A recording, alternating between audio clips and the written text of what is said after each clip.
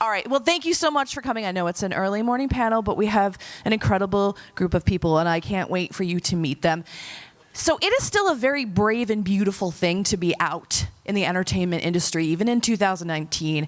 And the panelists I'm about to introduce to you are a big part of positive changes that are happening in Hollywood and beyond. So please join me in giving them a huge ClexaCon welcome. Coming to the stage, Nicole Pacent, Mandahla Sarah Anzoategui, Briana Venskus, and Marie Jones.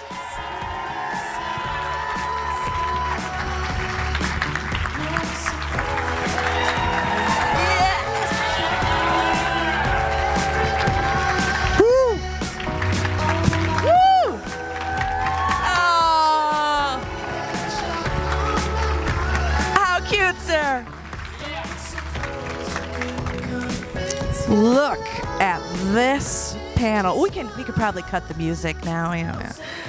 Oh, thank Louder. you. I love to hear my own voice amplified in this room. Thanks so much for being here, all of you. First, I want to say to each and every one of you, thank you for living your lives out loud, living your truth out and loud on the screen and in real life. You are changing lives every day. Thank you. I want to know from all of you, because you all have very different life experiences, do you remember the moment when you decided it is time for me to come out in my industry? And we could start. Sarah, if you want to start. I was always out.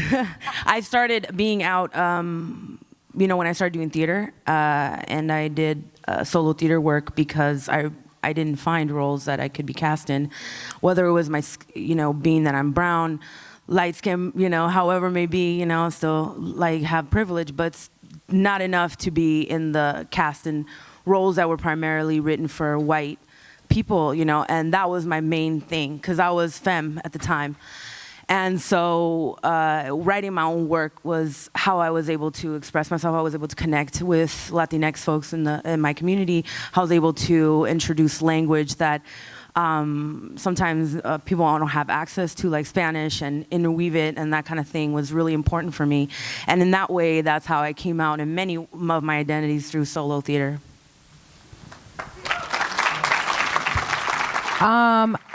I honestly don't think I have a moment where I was like, this is the time. I think a couple shows sort of like hinted at it with like dialogue that they had written for a couple characters of mine, and I was just sort of like, oh, this would be a good time to just sort of really push it out there. But I think in my personal life, in terms of like how I represented myself online or sort of in public, I think it was always just part of the deal. And I think probably when I cut my hair, it made a little more sense to people because it's a visual cue. But I think otherwise it was never. It was just sort of always part of the package. Yeah.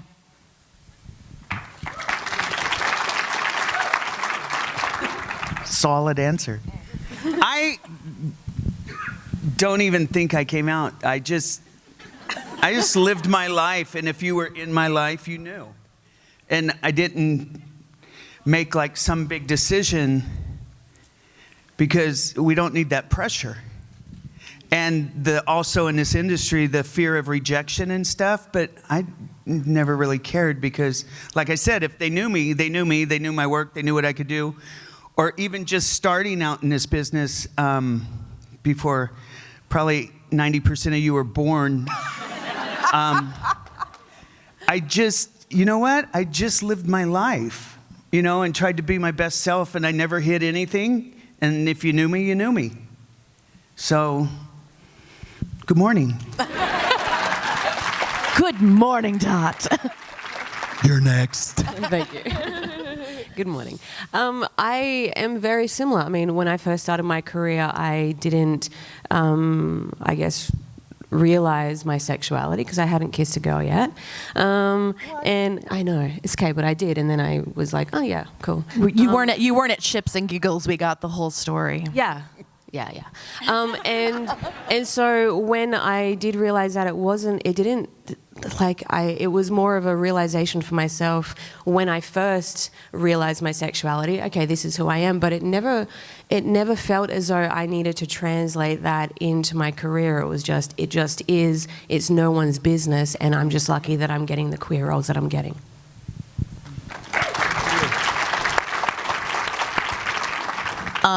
Mine was a very deliberate choice because 11 years ago, when Anyone But Me came out, thank you. I was asked by my the writer, director, producer team, who are both queer women. I had a very serious girlfriend at the time, and they said, we're about to start doing press. You're gonna get asked this question. We don't care how you answer, just so you know, whatever is fine with us, and it's totally to your comfort level. So this is up to you. And I think I slept on it. That might even be an exaggeration. I may have thought about it for like 30 minutes. And then I just decided that, I talk so much about how being who you are gives other people permission to be who they are.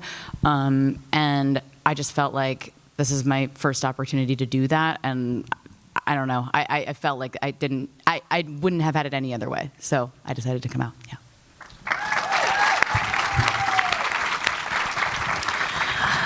Sarah is one of the stars of Vida.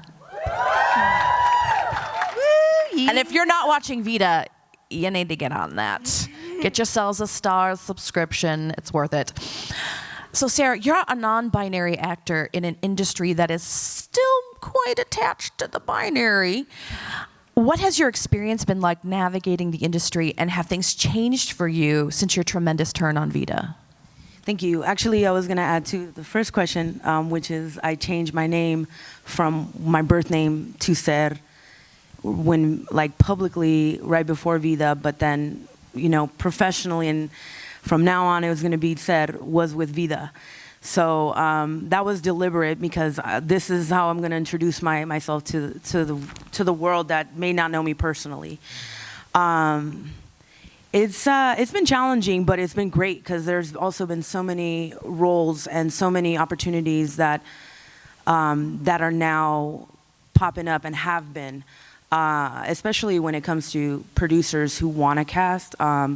So one of the great things that did happen while I was doing Vida season 1 was that Pamela Adlon saw the season 1 and was like, "Oh, I need you to be in it." So she went out of her way to cast me, and it's people like that, like Tanya Saracho, who will go out of their way to say, "Hey, we need to pull in these people and put them, non-binary, brown, however may be, disabled. We need to shed the light and put them in these roles that are speaking roles that matter in the story." And so that was a great thing. It was offered, and we worked it out. It was able to be worked out. So I'll be in episode 12 coming up. So that's cool. But it's still been challenging. The biggest thing was winning, I think, for being Latinx in the industry. Winning the GLAAD Award was huge.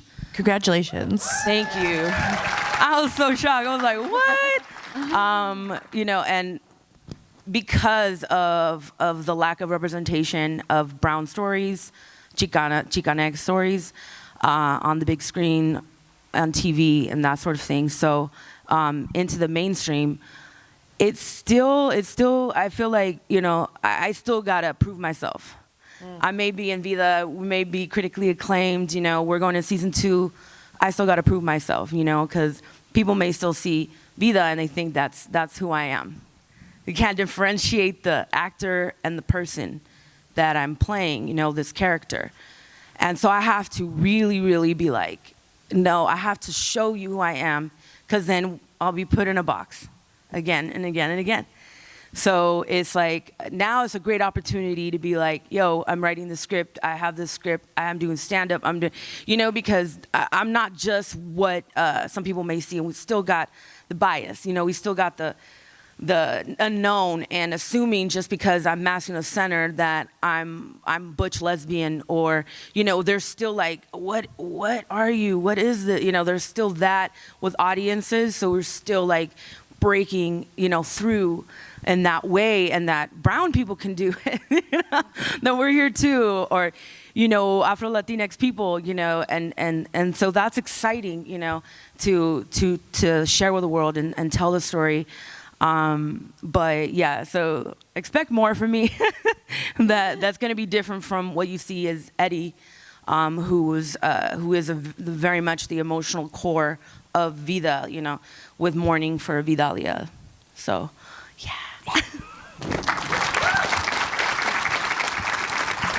So, Dot and Briana, you have found success in pretty major mainstream television shows. Dot, of course, with Glee. Briana on Superglue, Superglue, the best show ever. Supergirl, and Walking Dead.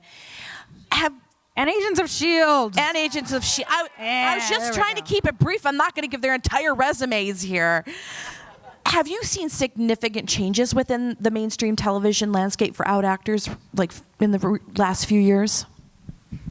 For myself, I think that Glee opened so many different doors for people and acceptance. And I've even talked to some kids here that, because of the Coach Beast and then Shannon and then Sheldon, it's, we all want to be seen. We all want to be accepted. We all want to see ourselves on TV. And that's one thing that I've heard a few times this weekend is I never thought I'd see myself on TV, meaning, through a character. And it's overwhelming.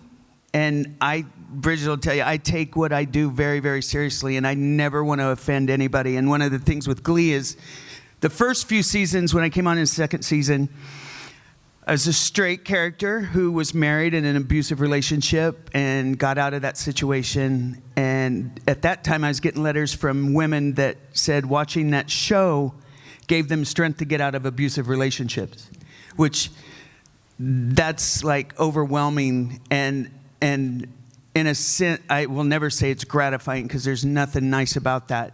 But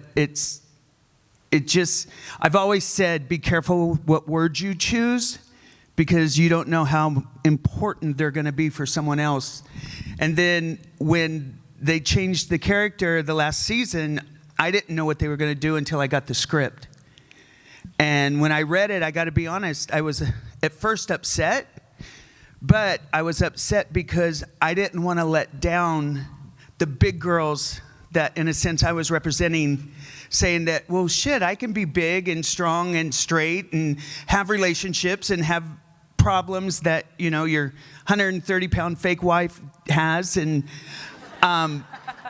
so, but then I read the script, and Ryan Murphy, he is more inclusive. Like, obviously, he knew it was the last season. He wanted to reach everybody. And so when I did the transitioning character, I have friends that are trans, and I'd played a trans F to M in a other pilot that Ryan Murphy had done called Pretty Handsome.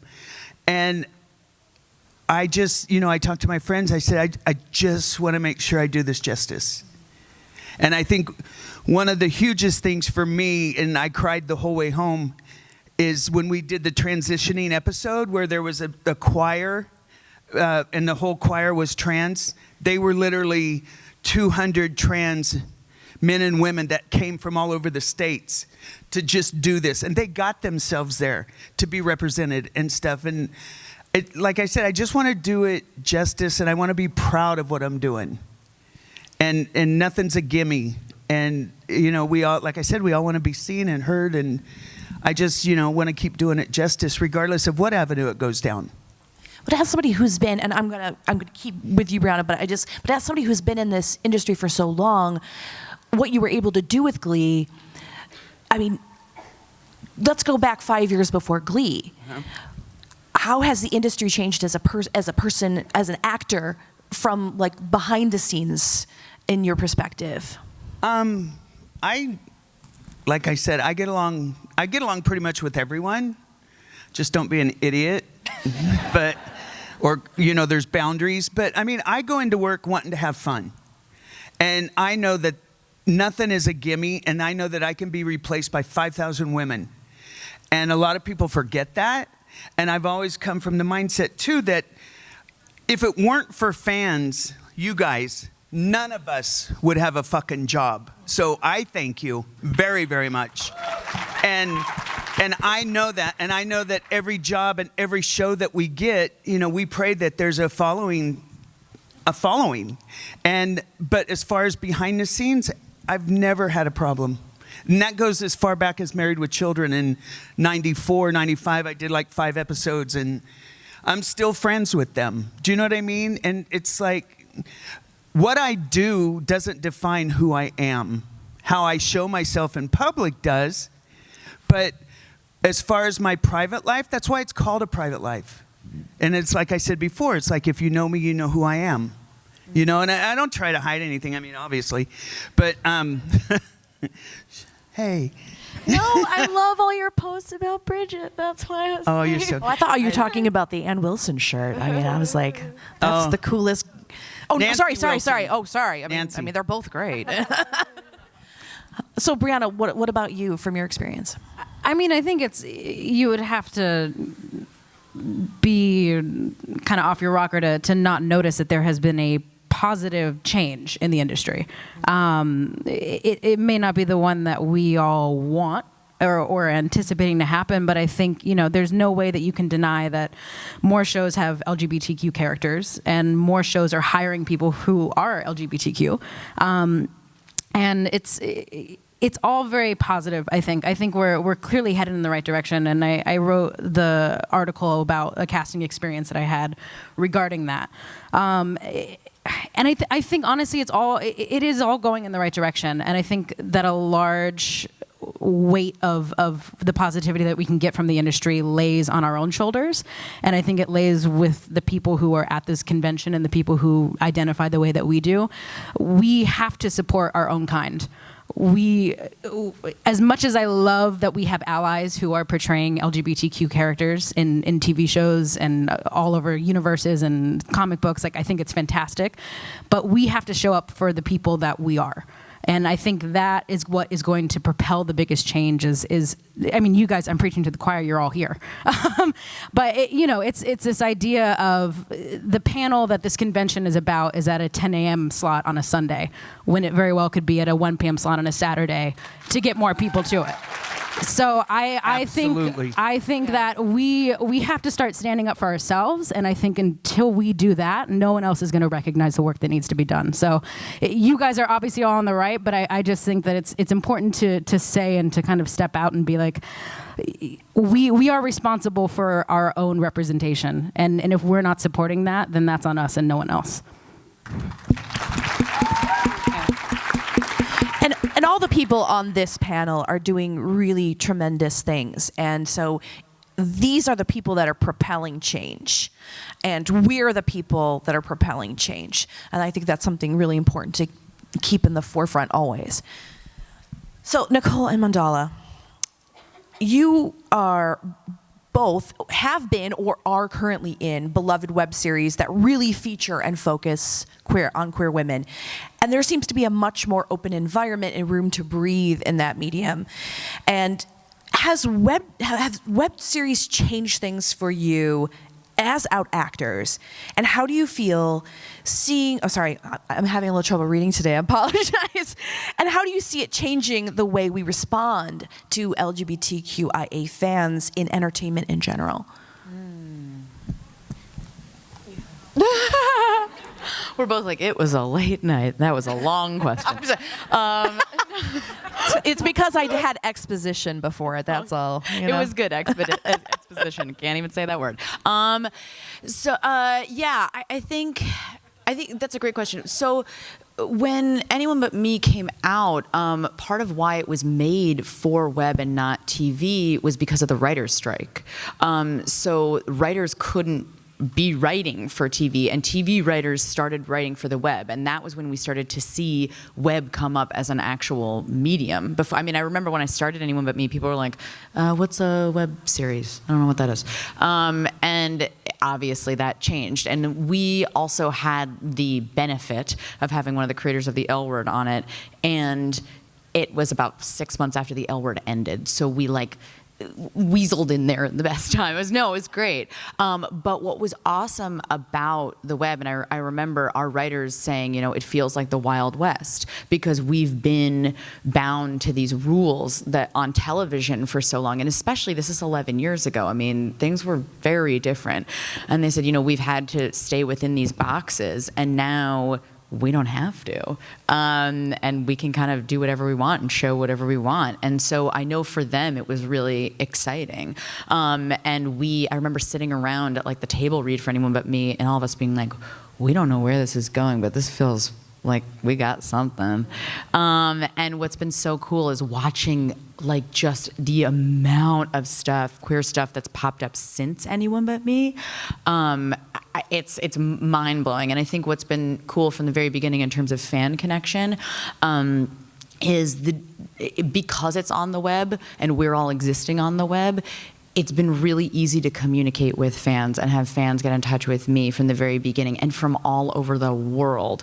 That was the other part of it that was so cool is, unlike mainstream TV that's not broadcast everywhere, Anyone But Me went out across the globe. Right, there's an accessibility with web series that Yes. it's not the same on television. And I was just totally floored when I was getting messages from places, and I still am. And from the very beginning, that's been exciting, and I think I've only watched it grow and become better. Yeah.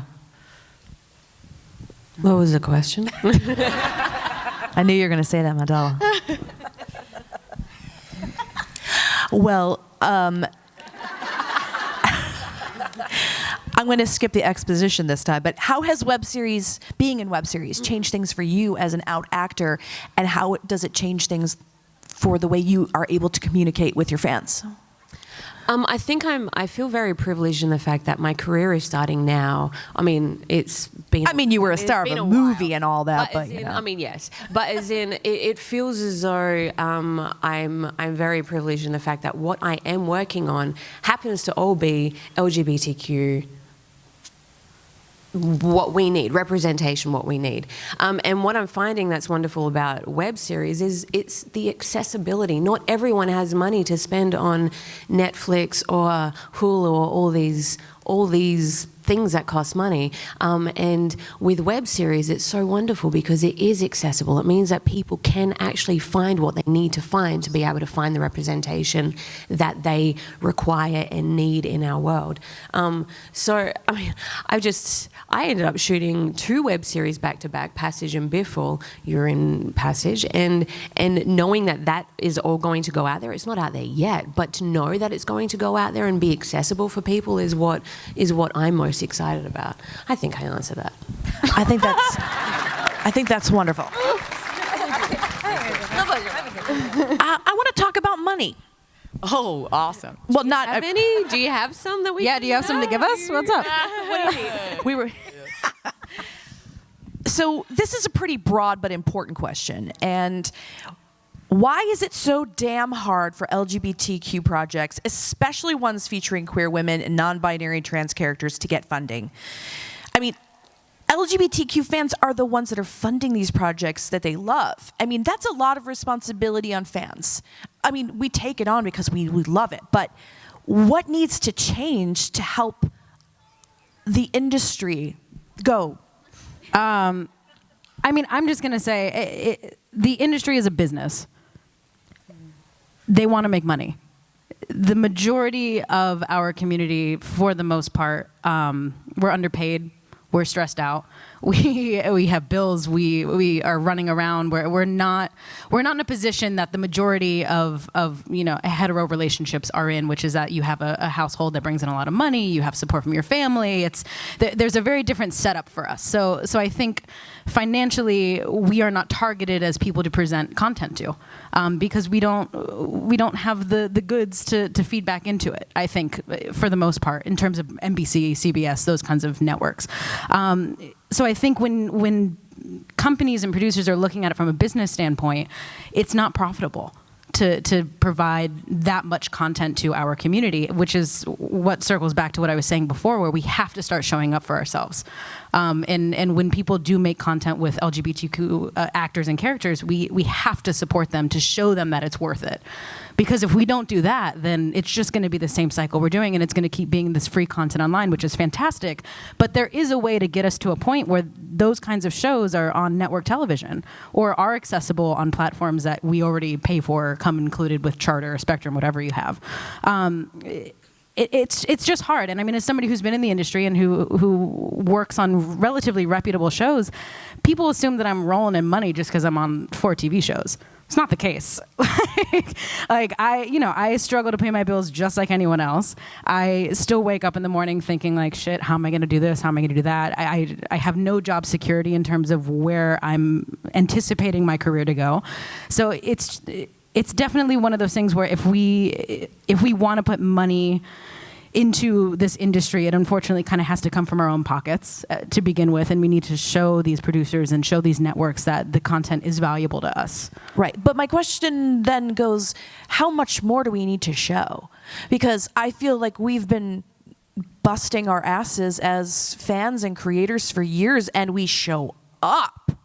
You know, I mean, yeah. Here we are. We're showing up, and so what more? Like what receipts do we need to be showing to? You know what I'm saying? Like, yeah. I mean, like for instance, Carmela. Mm-hmm. What do we need to be showing? You know, like that's what I'm thinking. You know, I totally get that, and I think it's the same fight that people came up against when they were trying to get Hispanic and Black people on TV. Okay. Like it takes time. Unfortunately, it's going to take time, and it's going to be us busting our asses to make it happen. But I also think too, the more we push to have I hate to say this because it sounds inappropriate, but like our kind in content and our kind in TV shows, and the more we support within our community, the more they're going to realize that it's worth investing in. The same way they did with pushing minorities on TV. And it's gonna take work, and it's gonna suck, and it's gonna take a long time, and you're gonna get your heart broken a million times when these characters get off shows and when relationships don't work out. But it's that you have to go through it in order to get to the other side, and it's already paying off. I think personally, we already have more characters, we already have more relationships. We just have to keep being loud, and we have to keep investing in us versus anything else. Mm-hmm. Sarah, I saw you lift your mic. Yeah, well, check. There she is. I'm there. I'm there then, by the way. There it is. My phone needs a mic. I was going to add to that, to the conversation that I feel season 2 for myself and my career generally is about mobilizing community, like as if it's voting campaign. Mm-hmm. Our lives matter, our representations matter, like that seriously. And it has to become more intersectional. Not only is it looks like me, like the person, the character, like exact reflection. The fact that like if we have non-binary, whatever characters that we have that are out there that are written by, that are well produced, that are like, yes, this is it, support it like it's you, even if they're brown, they're Black, they're Afro-Latinx, they're disabled, like we really have to, because it's about just like the bars that are like go disappearing. I had a conversation last night about how the last bar in the Bay Area closed, owned by lesbians. The Catch in Los Angeles closed, things like that. And in Vida also, the bar is always like the queer, LGBTQ friendly, accepting bar is like, gentrification, what do? We can't raise the prices on the drinks because then you push out the right. It's like a major storyline in Vida. So it's sort of like my life and the show sort of bled into like, here we go, activism has to be a part of the production. Like it just has to, because there's so much more at stake. We look at the future of the administration and we look at what's going to happen if like Lord Jesus, God, Goddess, like please watch over RGB, you know what I mean? Like, because if not, we as actors, we in the SAG-AFTRA unions could be dismantled. This is for real. So it's not just about the administration. It's also about the representation, which is a reflection of that. And the more that we can do what you're saying, then the more that, yes, there's no ifs or no buts about it. I said butts. Butts. To add to that, just because I think you bring up an excellent point, and this might be like a little bit of diversion, but right, our content is inherently political. Like in this case, this is a great example of the personal as political, and we are at a time right now where there's a clash of a lot of things in our country, and when you ask the question initially, my first thoughts go to, well, because straight white men are still running most of everything. I mean, really, and like we can talk about our community having trouble, but I agree. I was thinking the same thing. Like, look how many communities of color have struggled in this industry for so long. Look how women still struggle in this industry, and look at what the Me Too movement has at least started to do in terms of raising awareness for that. I mean, in this case, the political is personal. The personal is political. Like, be out, not just online watching your favorite shows, but be out protesting. Like, go vote. These things actually affect the content that you will see eventually. But if we all just sit there and want more shows, it ain't gonna happen. Like, these things are all tied, So speaking of support, what are all of you working on right now so we can support the hell out of it? Well, Vida season 2 comes out May 23rd. What? All bingeable. So if you have the Stars app or you have cable, some folks can still do cable. And if not, there's a 7-day free trial on the Stars app. Binge it. And you can binge it on May 23rd. Okay, and cancel. Because, that's how it goes sometimes. Let's see, I'm in a movie called Sargasso, so if you see it around, I'm check it out. And I'm venturing back into stand-up comedy, so just follow me on Instagram. You'll see shows and dates and that kind of stuff coming up. But we're gonna be traveling a lot with like my cast members.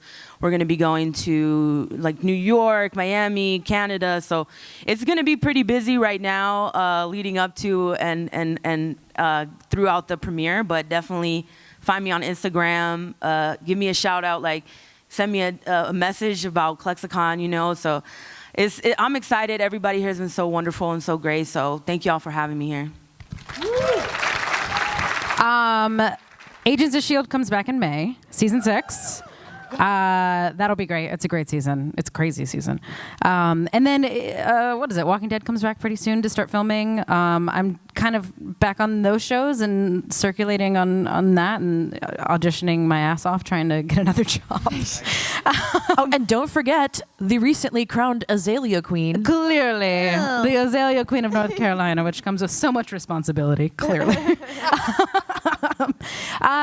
Just out there. I'm also writing a bunch of stuff on my own, so eventually it's going to be that'll be a push to kind of try and get those made and get that off the ground. So, yeah. Wait, I forgot to add.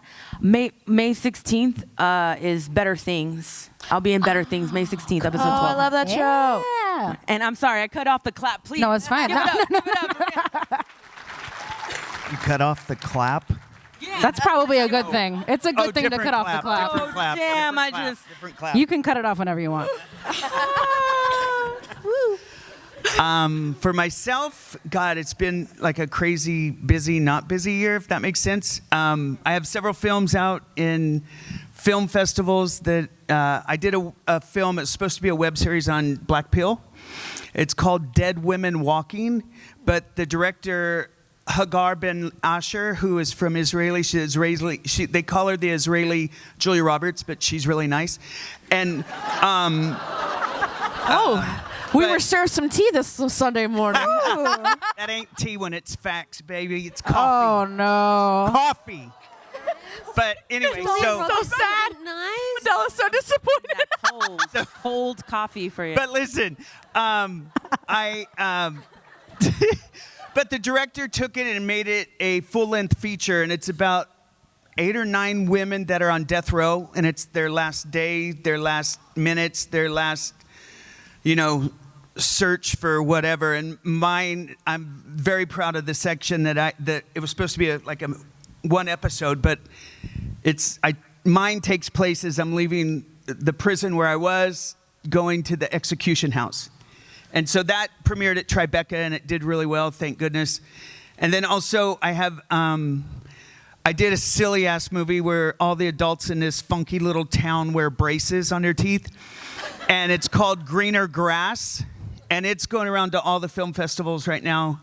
And then I don't know if any of you are LA based, but at the end of April, there's the Artemis Film Festival, which is women that kick ass. It's mostly about stunt women and action movies and the stuff that they do.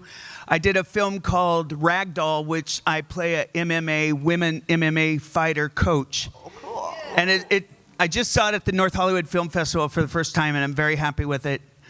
And then that's going around to festivals. And then, the big thing is Rob Zombie's 3 from Hell. Yeah. Will be out hopefully before Halloween, and I'm in that as well. What?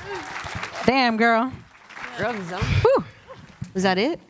Oh, no. Thank you. Going, Thank yeah. you, Mandahla. I did a HBO. They do HBO shorts where it's like they get a writer and they pick a first-time director. You should pay attention. You could get your stuff on there. And they do like 15 minutes of a pilot to give a first-time director the opportunity to direct, and they give them so many pages from a first-time writer of their script. And I did that it's an HBO project that they do, and I just did the second one, and that is also going to Tribeca this year. Oh, rad. Very cool. Very cool. Okay. So, go ahead. So thanks for the scoop, Dot. So I haven't been doing a damn thing. Kicking back with fancy. Yeah? Kicking back with Oh, I know. Puppy. I have Passage coming out. Passage is sci-fi supernatural. This one's in it. And don't forget, Passage started here. Started here last year 1. year. No, it was year 1? It was last year. Last year it won the pitch to production. Yeah. And 2017. Thank you. It was What year is it? The first year. We're at 2019. Oh, it's 2019. Oh my God. Yeah, it's okay. Come on, Dana. So I have Passage coming out, and Biffle, for those who have not heard of, Biffle is a comedy with a lot of drama. I play Sarah, they, them, there, ace lesbian. And then I have a feature film called Forever Not Maybe, which actually I came to the States in 2015 actually, we started shooting that. So that will be out very soon. It's the first time I actually have an American accent. I don't have my Australian accent this time. Sasha, I play. And it's a story of 2 women who fall in love while one of them, Elizabeth, is a concert pianist from Corsica, and it's their story over about 30 years. It's a really beautiful love story. And I also have a film coming out called For the Love of Jesse with the amazing Adrienne Barbeau, if anyone has heard of Adrienne Barbeau. She's a good friend of mine.